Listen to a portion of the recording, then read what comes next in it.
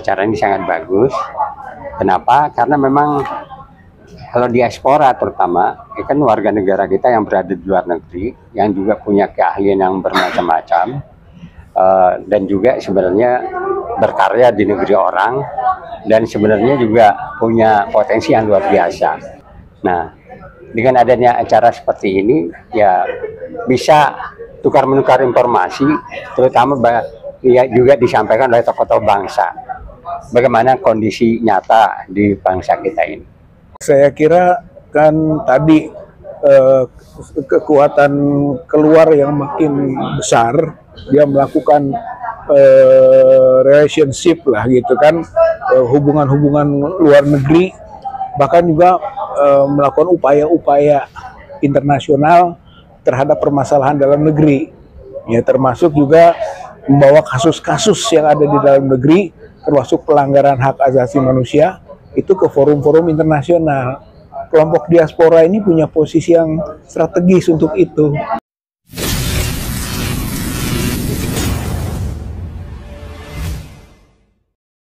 Forum Tanah Air atau FTA, sebuah gerakan pemikiran aktivis yang didirikan para diaspora Indonesia di New York, Amerika Serikat, pada tahun 2020, pada Sabtu, tanggal 25 Mei tahun 2024 menggelar pertemuan lintas tokoh di salah satu hotel di Jakarta Timur. Puluhan tokoh, akademisi, tokoh agama dan aktivis demokrasi hadir dalam acara ini, termasuk diantaranya adalah pemerhati politik dan kebangsaan Muhammad Rizal Fadilah dan pemerhati politik yang juga pengurus Badan Pekerja Petisi 100 Sofyan Syafril. Menurut Ketua Umum FTA Tata Cassandra, acara ini diselenggarakan dalam rangka menyatukan langkah para tokoh tersebut guna mengatasi kondisi Indonesia yang sedang tidak baik-baik saja, yang antara lain diakibatkan oleh praktek politik transaksional dan pragmatis. FTA sendiri dibentuk karena para diaspora Indonesia merasa terpanggil atas kondisi ini, dan tentunya ingin Indonesia dapat maju dan dipimpin oleh pemimpin yang kebijakan-kebijakannya berpihak kepada rakyat. Berikut pandangan dan pendapat Rizal Fadilah dan Syafril Sofyan tentang acara ini. Kedua tokoh ini dikenal dengan julukan Duo Bandung. Ini memang kita diundang sudah seminggu yang lalu, dan seharusnya ketua FTA-nya yang juga harus menjelaskan. Karena beliau kan ada di New York, ya. Jadi FTA ini berpusat adanya di New York, dan ada di 27 negara ya di dunia. Lalu selama 4 tahun ini sudah banyak kegiatan-kegiatan yang dilakukan.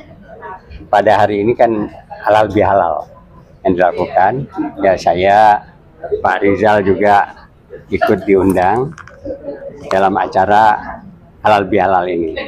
Tapi luar biasa karena yang hadir cukup banyak tokoh-tokoh. Di samping itu juga ada Zoom meetingnya yang dihadiri oleh diaspora yang beberapa negara ya. Dan yang hadir di tempat juga ada. Sehingga kita juga banyak mendengar apa yang mereka, kacamata mereka ya. Nah, kalau saya pribadi dalam hal ini menganggap bahwa ini bagus. Acara ini sangat bagus. Kenapa? Karena memang kalau diaspora terutama, kan warga negara kita yang berada di luar negeri, yang juga punya keahlian yang bermacam-macam, dan juga sebenarnya berkarya di negeri orang, dan sebenarnya juga punya potensi yang luar biasa. Tapi karena mereka menerima informasi yang terbatas, ya tentunya mereka tidak mengambil informasi dari satu arah, menganggap bahwa bangsa kita Indonesia ini seakan-akan baik-baik saja. Nah, dengan adanya acara seperti ini, ya bisa tukar-menukar informasi, terutama ya juga disampaikan oleh tokoh-tokoh bangsa, bagaimana kondisi nyata di bangsa kita ini. Nah, kalau saya sendiri menganggap bahwa di Indonesia ini kan memang sangat parah, dalam arti kata selama 10 tahun, hampir 10 tahun ya Jokowi berkuasa, ya memang dikatakan beliau mendirikan yang namanya bangunan-bangunan ya, infrastruktur. Tapi apa yang terjadi? Yang terjadi adalah yang BUMN khusus Karja yang membangun jalan, membangun pelabuhan, tol segala macam, ada 5 ini akan mengalami kebangkrutan. Utang mereka sangat besar, ya, bahkan mungkin akan jatuh tempo. Dan utang mereka itu berasal dari mana? Sebagian besar juga berasal dari bank-bank negara atau bank milik negara. Dan akhirnya kalau itu tidak mampu mereka bayar, akhirnya rugi juga rakyat. Duit akan diambil dari APBN, ya. Nah, inilah yang namanya salah kelola dari Republik Indonesia ini yang dilakukan oleh rejim Jokowi.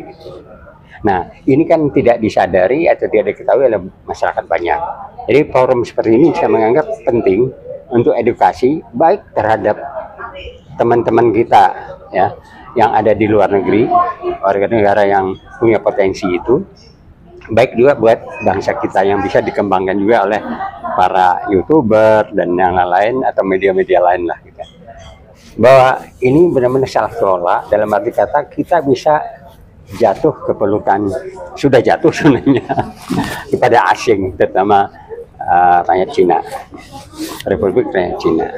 Nah, dalam hal ini ya kami atau saya gitu secara pribadi menyatakan kalau seandainya ini tidak diperbaiki, ya, negara kita memang dalam berbahaya. 2045 itu kan udah 100 tahun nih, ya. 2045 itu 100 tahun Indonesia, ya. Dikatakan ada apa namanya zaman keemasan. Tapi kalau lihat dari cara pengelolaan yang selama ini, ya, baik di dalam hal ekonomi, ya, walaupun BI menyatakan kemarin baik-baik saja, gitu, tapi kenyataannya tidak demikian, gitu. Kenyataan fakta di lapangan, ya, harga naik, ya kan, lalu juga apa namanya yang namanya apa istilahnya Harga naik. kalau untuk biaya-biaya buat rakyat itu yang Pajak. ya Pajak. bukan pajak. Ini misalnya Pertalite, ya, itu kan mau dihabiskan karena itu diberikan, ada kok jadi istilahnya subsidi. Ya. Subsidi itu akan dihilangkan 100 triliun. Artinya apa? Bahwa pemerintah menganggap bahwa subsidi terhadap rakyat itu beban. Padahal di Amerika sendiri pun, di Jepang pun subsidi itu berjalan dengan baik untuk rakyatnya, baik itu buat pertaniannya, buat petaninya, buat masyarakat bawah lah, gitu kan. Tapi di Indonesia justru akan dikurang-kurangin, gitu. Kenapa? Karena memang APBN kita sudah sangat lemah, APBN kita sudah sangat susah, sehingga diambillah dengan cara begitu, menaikkan pajak, menurunkan subsidi, itu aja yang bisa di ini. Lalu utang lagi. Utang ini udah demikian besarnya, tapi pengangguran dan kemiskinan tidak teratasi. Nah, hal yang seperti ini berbahaya buat nanti, apalagi untuk menyambut Indonesia Emas. Dan tadi dalam dialog tadi bahkan ada yang menyatakan bahwa ini kita ya bisa tinggal nama, gitu. Ya 2030 nggak mencapai 2045 Indonesia bisa hilang, gitu. Dan kajian-kajian seperti ini kan harus disampaikan kepada masyarakat, disampaikan juga kepada pejabat.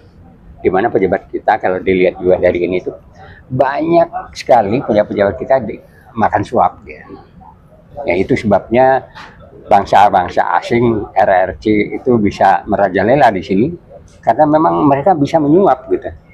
Dan dari atas contohnya begitu, ya, dari sana contoh begitu sampai ke bawah, sampai ke taman-taman rakyat di daerah-daerah itu yang namanya Kodim, yang namanya DPRD setempat bisa disuap untuk mereka mendapatkan izin taman-taman rakyat dikuasai oleh mereka. Dan ini kenapa bisa terjadi? Ya karena contoh dari atas. Ikan itu busuk kan dari kepalanya. Nah, hal yang seperti ini yang menakutkan, gitu. Ya kira begitu sebagai gambaran bagaimana saya menerima apa yang diikuti tadi, gitu. Harapan dari Bang Sapri sendiri dari Forum Tanah Air ya setelah diskusi ini kira-kira apa untuk mengatasi permasalahan bangsa? Kalau harapan saya pribadi sama dengan yang berkembang tadi, perlunya persatuan. Ya. Nah, persatuan itu menguatkan civil society. Karena kita tidak bisa berharap lagi terhadap DPR, ya kan? Yang kepentingannya bukan lagi kepentingan rakyat, tapi kepentingan partai. Ya. Dan itu tadi gampang sekali disuap untuk kepentingan-kepentingan mereka, tidak memikirkan anak cucu. Nah, civil society ini harus sadar itu. Itulah manfaat yang kita peroleh. Dan saya juga setuju bahwa ke depan perlu ada persatuan untuk mempertahankan Indonesia yang tetap ada gitu. Oke, siap. Nah, Bang Rijal sekarang gimana Bang terkait acara ini, Bang? Ya, saya kira acara ini halal bihalal, tapi juga ada pengkritisan ya, terhadap keharaman, gitu ya. Jadi karena negeri ini juga dilihat dari sisi-sisi yang lain, sehingga haram bil haram, gitu ya. Jadi keharaman itu dikritisi lah oleh Forum Tanah Air.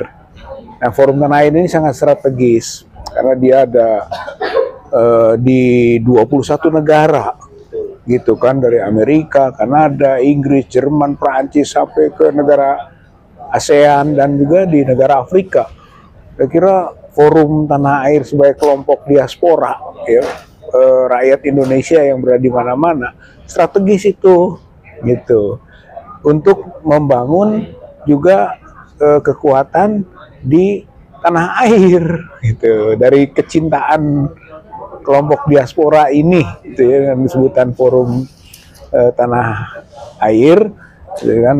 Itu kan kalau dalil ya, bukan hadis, itu ada hubul waton minal iman, gitu ya, cinta tanah air itu bagian dari iman.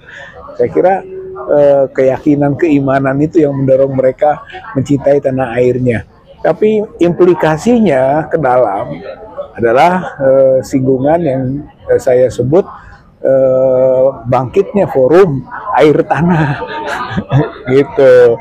Jadi dari dalam sendiri keluar air, itu air tanah, itu orisinil, asli. Itulah yang kita bangun kembali ke keaslian bangsa Indonesia ini, gitu. Apa yang diinginkan oleh the founding fathers mengenai kehidupan bermasyarakat, berbangsa dan bernegara, itu yang dibangkitkan lagi. Nah, mudah-mudahan Forum Tanah Air sebagai kelompok diaspora ini membangkitkan itu, dan itulah yang kemudian ada kebersamaan antara kekuatan di dalam negeri dengan kekuatan luar negeri, gitu. Saya kira sinerginya akan menjadikan kekuatan yang dahsyat bagi mengembalikan lagi hal-hal yang asasi di negeri ini yang diinginkan oleh founding fathers tadi, gitu kan, kedaulatan. Hanya daulatnya ada 4 itu, gitu kan. Kedaulatan Tuhan, yaitu bagaimana agama, moral, etika menjadi dasar daripada pengelolaan negara yang sekarang dirusak habis ini oleh kedaulatan materi, gitu. Semuanya serba pragmatik, serba transaksional, tidak ada pertanggungjawaban kepada Tuhan lagi, nggak takut, gitu kan. Oleh karena itu ini harus kita bangkitkan kembali. Kemudian kedaulatan rakyat, gitu kan, daulah ra'iyah. Bagaimana rakyat menjadi pemegang kedaulatan sesuai dengan konstitusi yang telah menggariskannya. Sekarang diambil kedaulatan ini oleh segelintir orang, bukan rakyat, yang namanya oligarki, baik oligarki bisnis maupun oligarki politik, gitu. Saya kira penguasaan segelintir orang harus diubah ini, kembalikan lagi ke asasinya, itu kedaulatan rakyat. Yang ketiga, kedaulatan hukum, gitu. Hukum itu harus berdaulat. Sekarang ini hukum diperalat gitu oleh kekuasaan, oleh politik yang jadi panglima, kepentingan-kepentingan memperalat hukum, ya, sehingga bukan lagi negara hukum, walaupun inginnya jadi negara hukum, tapi yang terjadi adalah negara kekuasaan, Makstat bukan Reichstat. Nah, Forum Tanah Air dan Forum Air Tanah bersatu, ya untuk mengembalikan lagi kedaulatan hukum. Dan yang keempat, kedaulatan negara. Negara ini harus mandiri. Katanya kebijakan luar negeri kita non-blok, tidak blok sana blok sini. Prakteknya ada blok. Bahkan yang sekarang dominan ini bloknya Republik Rakyat Cina. Gitu, RRC itu dominan. Seolah-olah menjadi ikutan kita. Dari investasi ke infiltrasi sampai ke invasi ke depannya, bahaya. Makanya singgungannya adalah bahaya RRC.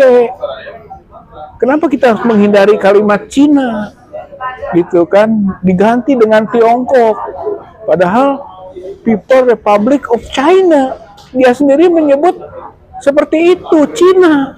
Kita juga harus sebut Cina saja, nggak usah takut-takut. Begitu, bahwa bahaya kita ini bahaya Republik Cina yang berdampak kepada kolaborator pengkhianat-pengkhianat di negeri ini yang berafiliasi kepada Republik Rakyat Cina. Para pemimpin-pemimpin kolaborator itu telah mengkhianati prinsip-prinsip nasionalisme kebangsaan kita. Oleh karena itu tadi kedaulatan negara harus kita tegakkan. Karena negara sudah tidak berdaulat lagi ini. Gara-gara investasi yang bisa tadi menginfiltrasi dan mengancam invasi. Gitu. Jadi saya kira Forum Tanah Air menjadi strategis untuk membangkitkan semangat nasionalisme dari warga masyarakat bangsa Indonesia. Tadi kan disebut nih bahwa Forum Tanah Air nih, Forum Tanah Air ini punya peran yang strategis. Menurut Bapak, peran seperti apanya harus mereka lakukan selain melakukan diskusi ya? Karena kan kita tahu bahwa selama ini tuh oposisi di dalam negeri masih berjuang sudah berjuang kan? Lihat hasilnya. Kadang di luar bagaimana? Ya, saya kira kan tadi kekuatan keluar yang makin besar, dia melakukan relationship lah gitu kan, hubungan-hubungan luar negeri, bahkan juga melakukan upaya-upaya internasional terhadap permasalahan dalam negeri, ya termasuk juga membawa kasus-kasus yang ada di dalam negeri, termasuk pelanggaran hak asasi manusia itu ke forum-forum internasional. Kelompok diaspora ini punya posisi yang strategis untuk itu, gitu kan. Dia harus mengadukan ke lembaga-lembaga internasional, seperti misalnya pelanggaran HAM soal 800 petugas KPPS, soal 10 di kasusnya Bawaslu, 6 syuhada, mungkin juga Kanjuruhan, itu harus dibawa ke forum ICC, International Criminal Court, gitu, atau International Court of Justice (ICJ), bawa ke sana. Nah, forum diaspora ini bisa melakukan upaya itu karena dia berada di ruang-ruang hubungan internasional. Apalagi tadi sudah ada 21 negara dan negara-negara yang penting. Ada Amerika, ada Inggris, ada Perancis gitu kan, ada Belanda, ada Jerman. Kenapa enggak ini kita optimalkan? Gitu. Dan termasuk juga menyeret kepala negara. Menurut saya Jokowi juga harus permasalahkan secara hukum internasional atas dugaan pelanggaran HAM yang dilakukannya di dalam negeri ini. Karena walaupun bagaimana menurut saya penyelesaian permasalahan negara ini alifnya turun Jokowi. Gitu, rezim ini berubah dulu. Sebab itu tanpa itu susah penatanya. Gitu, oleh karena itu pemakzulan yang didorong oleh rakyat ini dibantu oleh Forum Tanah Air gitu sebagai lembaga diaspora kita. Insya Allah kalau misalnya itu dilakukan, maka tekanan-tekanan terhadap pemerintahan yang tidak adil, tidak jujur, khianat gitu kan terhadap daulat negara, semua itu akan bisa diselesaikan. Jokowi harus turun gitu, ganti, dan digantinya tidak boleh melanjutkan. Kalau melanjutkan tadi dia akan menjadi penginjak-injak kedaulatan Tuhan, kedaulatan rakyat, kedaulatan hukum, dan kedaulatan negara. Gitu. Jadi saya kira ini yang harus kita lakukan gitu, dan Forum Tanah Air melakukan mengangkat isu-isu nasional menjadi isu-isu internasional dan direspon oleh dari isu menjadi aksi. Jadi bisa dibilang sebenarnya Forum Tanah Air ini jadi tambahan suntikan tenaga baru ya buat Ya, saya kira ini energizer. Energizer ini memberi energi baru ketika di dalam negeri banyak yang sudah putus asa. Gitu ya. Udah mulai berkolaborasi, ya udah nyerah saja. Ayo merapat saja. Soal kecurangan tinggalkan, lupakan, move on. Udah pikiran-pikiran begitu, datang Forum Tanah Air. Enggak loh. Kelompok diaspora masih punya perhatian serius mengenai negara ini. Negara ini dalam keadaan rusak, nggak bisa diteruskan. Harus ada perubahan, dan forum itu memberi kekuatan baru, ya, semangat baru. semangat baru. Itu tadi energizer, memberi energi ya yang menggerakkan gitu kan, semangat bangsa kita. Ya, kalau ya penutup ya. Jadi dalam hal ini kan kita sudah punya data lah, dan sudah punya pengalaman betapa rusaknya selama ini 10 tahun ini. Kalau Indonesia ingin baik, ya artinya harus diputus semua kerusakan-kerusakan yang menyebabkan hutang, ketergantungan terhadap Cina dan sebagainya, gitu. Harus diputus. Tapi kalau dilanjutkan, ya itu akan terbukti bahwa Indonesia akan di bawah invasi dan jajahan tadi, yang seperti yang dijelaskan oleh Bung Rizal Fadilah tadi. Nah, karena apa? Karena memang yang selama ini kan selalu didengung akan melanjutkan gitu. Ya kalau akan melanjutkan nggak akan ada perubahan, akan semakin hancur. Ya kan?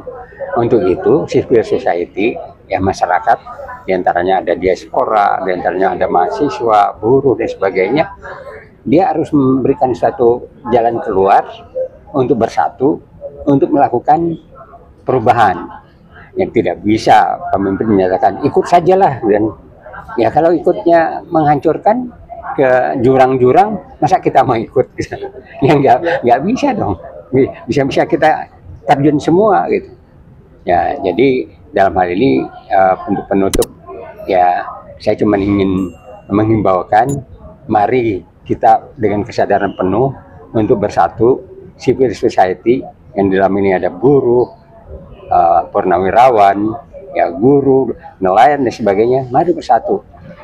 Kita harus melakukan suatu gerakan, di mana gerakan ini harus mengadakan perubahan, ya, tidak melanjutkan kerusakan gitu. Kalau melanjutkan kerusakan artinya memang benar 2030 akan tamat, akan dijajah, ya kan? Itu saya kira penutupnya. Ya, saya kira Forum Tanah Air itu kekuatan luar, tapi kita juga di dalam punya kekuatan dalam. Ba'duhum awliya'u ba'din. Sebagian harus menjadi pemimpin dan penolong atas sebagian lainnya. Itulah kebersamaan, gitu ya. Nah, kita support sekarang Forum Tanah Air sebagai kekuatan luar ini maksimal, kan akan berdampak nanti ke dalam. Itu yang sering disebut kekuatan sentrifugal itu berbanding lurus dengan kekuatan sentripetal. Gravitasi bumi itu ada karena bumi berputar.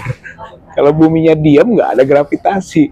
Maka sekarang kekuatan luar kita dorong supaya aktif, bergerak, gitu kan, peduli dengan kehidupan yang ada di negeri ini, dan itu sudah ditunjukkan oleh forum ini melalui media tadi, gitu kan. Tinggal perkuat, nanti akan ada kekuatan sentripetal atau gravitasinya ke dalam kita. Nah, insya Allah kalau itu merupakan satu kesatuan, perubahan terjadi, gitu. Tapi kalau misalnya masing-masing atau berkontradiksi, gitu kan, saling melemahkan, ya tentu tidak ada perubahan apa-apa. Yang terjadi kezaliman berlanjut, gitu kan, ketidakjujuran tetap jalan, pemimpin yang otoriter tetap menjalankan kekuasaannya sewenang-wenang, gitu. Oleh karena itu Hayu, ini momentum, ini kesempatan baik gitu kan, kebersamaan antara kekuatan